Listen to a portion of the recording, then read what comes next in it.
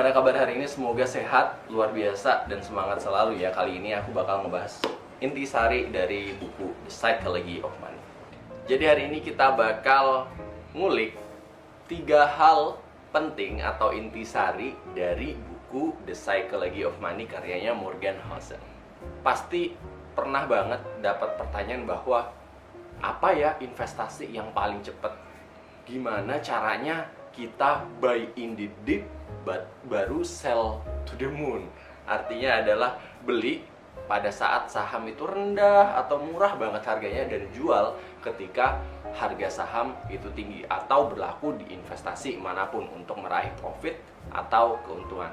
Tapi yang nggak disadari sebenarnya adalah bagaimana logika atau keputusan finansial itu ternyata nggak cuma bergantung kepada data yang ada ataupun berita yang beredar, tapi sebenarnya ada satu faktor yang menentukan sebuah keputusan finansial itu berjalan sebagaimana mestinya atau berjalan dengan tepat atau tidak.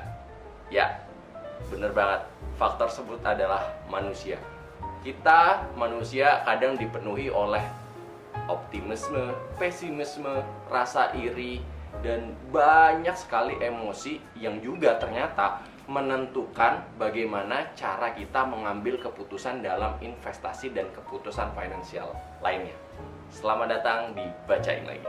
Yang pertama, salah satu yang bisa kita pelajari dari buku The Psychology of Money adalah setiap orang itu memiliki pengalaman yang berbeda-beda terhadap uang dan ekonomi.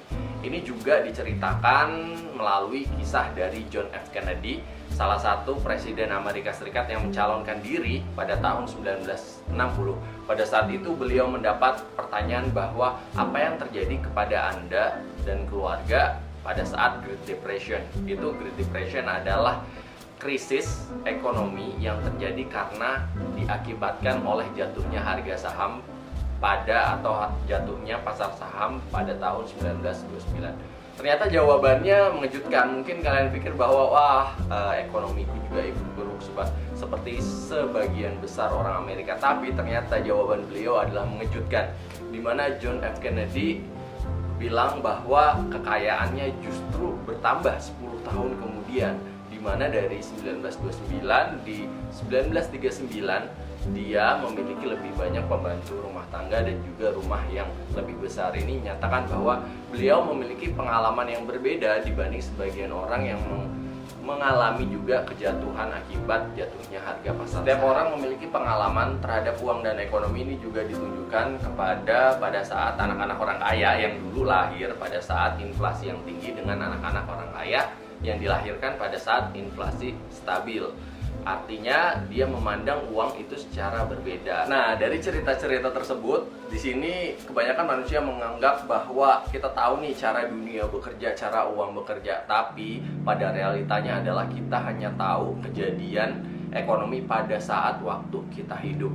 Maka dari situ Pak Morgan juga merekomendasikan untuk menggunakan metode adalah we know less than we'd like to think we do. Jadi sebenarnya kita nggak tahu banyak nih, kita hanya tahu kejadian pada saat itu terjadi.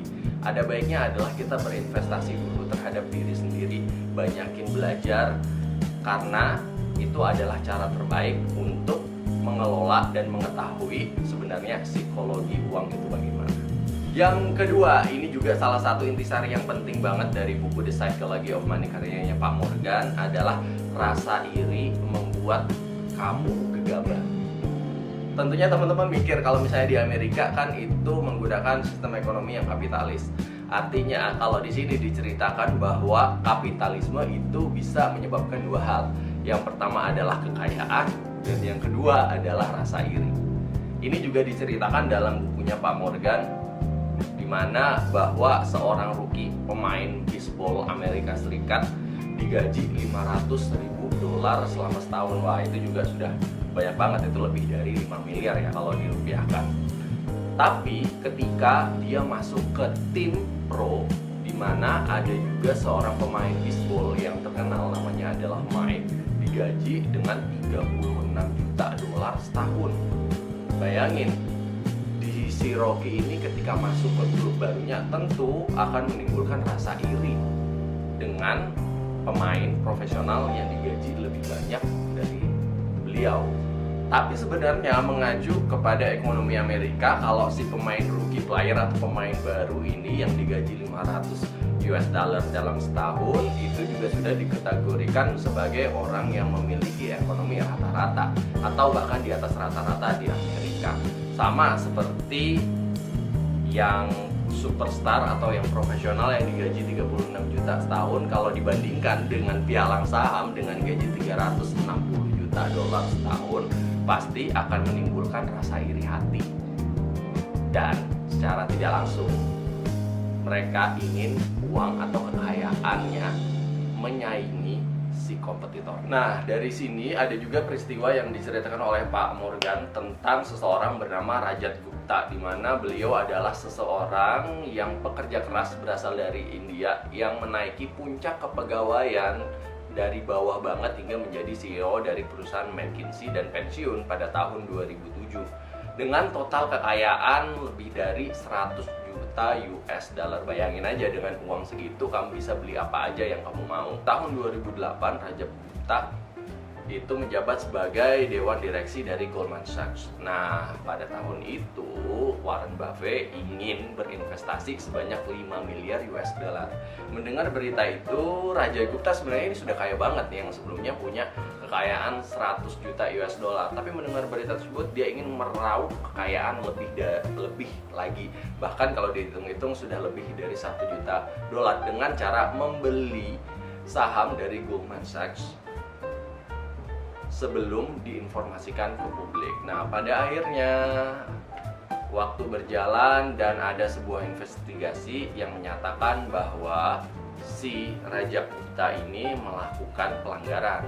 Perbuatan Rajat Gupta ini juga dikategorikan sebagai tindakan ilegal karena mendapat informasi dari dalam sebelum diinformasikan ke publik.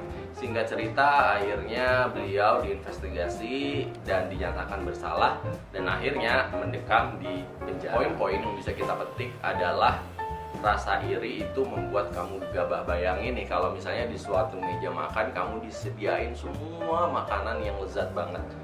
Tentu kalau pada saat kita lapar, kita rasanya ingin makan semuanya. Tapi ketika kita makan semuanya, tubuh kita ini nggak siap menerima. Bahkan kalau misalnya berlebihan, kita bakalan muntah. Lebih baik kita makan secukupnya, kita makan seadanya dulu hingga perut kita kenyang dan tidak berlebihan. Konsep uang seperti itu. Jadi kapan kita merasa cukup, Anda yang menentukan. Mau sampai ingin muntah atau malah secukupnya saja. Perlu diingat dari cerita tentang makanan yang banyak di meja makan adalah meninggalkan kesempatan, dalam hal ini meninggalkan makanan-makanan tersebut bukan berarti kamu melewatkan sebuah peluang. Karena yakinlah teman-teman, peluang itu selalu ada dan kita sebagai manusia tidak cuma mengontrol uang, tapi kita juga harus mengontrol bagaimana emosi kita, emosi dalam diri kita itu bekerja. Jangan sampai rasa iri itu memenuhi semua emosi kita dan kerakusan itu mengontrol diri kita. Satu lagi yang terakhir adalah dari cerita tentang makan berlebihan, bahwa satu hal tersebut yang secara berlebihan akan mendorong kamu kepada sebuah penyesatan. Yang ketiga, ini juga favorit aku dalam intisari The Psychology of Money, yaitu berinvestasilah kepada berbagai jenis aset yang berbeda. Diceritakan seseorang yang berasal dari Jerman namanya Hans Bergen. Setelah dia keluar dari cengkraman Nazi di tahun 1939, dia ini mulai belajar nih ke US di salah satu kampus di universitas di California, belajar tentang literatur. Sambil belajar, setelah itu dia juga bekerja sebagai jurnalis. Pada saat itu dia juga mengumpulkan karya-karya seni nih, mulai dari beli karyanya Paul Klee seharga 100 US dollar pada tahun 1940 pada tahun tersebut. Dan ternyata hobinya itu terus dijalankan hingga mengkoleksi dari puluhan jenis pelukis. Membeli sebelumnya 100 US dollar pada tahun 1940. Akhirnya pada tahun 2000 beliau menjual koleksi karyanya lagi ke salah satu museum di Jerman seharga 100 juta euro. Wah, itu sudah berpuluh bahkan beratus-ratus kali lipat ya. keuntungan yang didapat. Ternyata salah satu dari karya seni yang dikoleksi oleh si Pak Benz ini adalah karya seni dari pelukis ternama yang sudah jadi legenda di masa depan. Salah satunya adalah Picasso dan banyak lain sebagainya.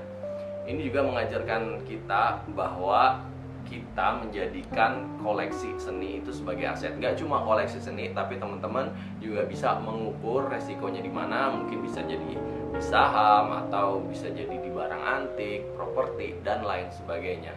Intinya adalah diversifikasi ekonomi itu bisa membuat profit atau keuntungan di masa yang akan datang. Nah, di sini juga diceritakan di mana sih sebenarnya si Benz Bergen ini mendapatkan karya yang merupakan karya artis ternama di abad 20. Apakah itu memang bakat atau cuma keberuntungan? Nah, di sini diceritakan di salah satu media penelitian Horizon Research bahwa kebanyakan kolektor seni memang melakukan itu. Jadi dia membeli banyak koleksi, kemudian menyimpannya dalam jangka waktu yang lama. Kemudian jika saat waktu sudah cukup lama dan dirasa investasinya itu menguntungkan, mereka jual kembali karyanya untuk mendapat profit atau keuntungan. Secara simpel, ketika kita memiliki 5 source income yang berbeda, ketika satu source income itu jatuh atau bangkrut, kita masih punya backup 4 source income. Begitu juga seterusnya, jika 2 bangkrut, kita masih punya 3 source income untuk bertahan hidup. Sama seperti Pak Bergen ini juga, dia mengumpulkan banyak koleksi dan memikirkan resikonya bagaimana dan menahannya dalam jangka waktu yang cukup lama. Ketika sudah waktu cukup lama, beliau kembali menjualnya dengan harga yang cukup fantastik dan memberikan keuntungan bagi beliau. Nah, itu adalah 3 hal yang aku pelajarin dari buku The Psychology of Money. Mulai dari yang pertama, itu adalah setiap orang memiliki pengalaman dan pandangan yang berbeda untuk memperoleh keputusan dari uang dan ekonomi. Rasa iri itu bisa membuat kita gegabah. Ketiga adalah investasikan uang kalian ke berbagai jenis aset yang berbeda untuk meminimalisir resiko yang terjadi. Semoga teman-teman bisa mengambil intisari lebih. Jika ada pertanyaan, langsung aja drop di komen di bawah. See you, bacain lagi karena belajar nggak ada habisnya.